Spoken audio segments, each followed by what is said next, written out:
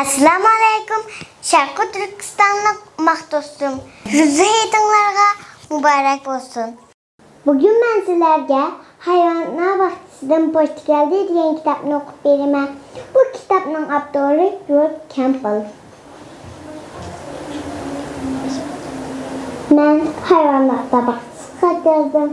Ulanandan beri emek hayvanlar peşini yazdım. Ulamana nime etkendu.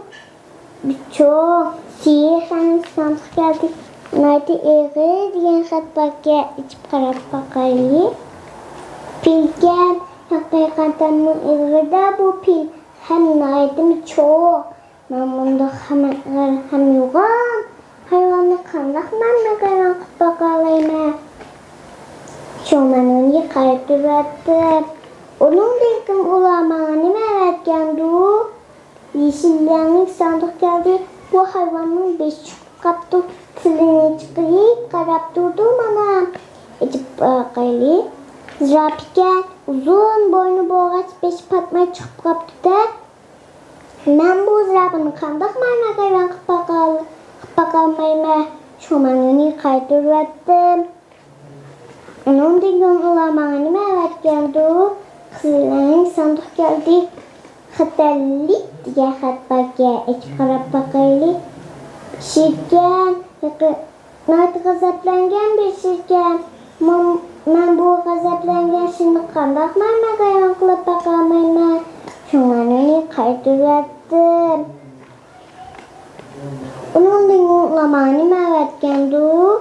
Bu qatın kök rəngli sandık geldi. Bu oturduğun edildiğe. Onu görüp bakayım. Böyle kılık töge, bu tögene mücazınlar usalda kıldır. Bunun bana karan bakamayma, kumanını kaydırattım.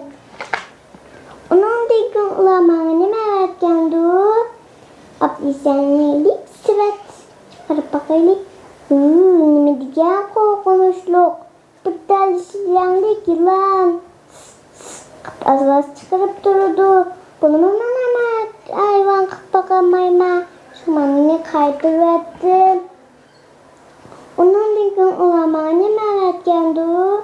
Sihirli kurupka. Karıp bakayım. Maymun bana niye oturuptu? Nerede kepsiz? Ben bunda kepsiz maymunu kandık hayvan bakamayma. Şumanını kaydırattım. Onun dikin ulamanı meraklandı. Bu katın. Onun dikin ulamanı meraklandı. Şaplanlarını küçük kurupka. Karıp bakayım. Baka. Şiranı bu baka. Bu baka nerede kokuk gekkende kılıdı. Bunun bana hayvan bakamayma.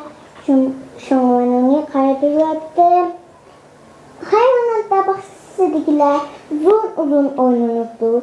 Nerede köp oynangan ki? Bana bir pışlara tuttu. Çıkarıp bakayım.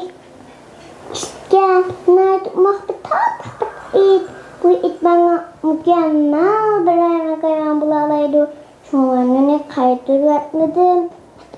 Şunların kitabımız mahvollaştı.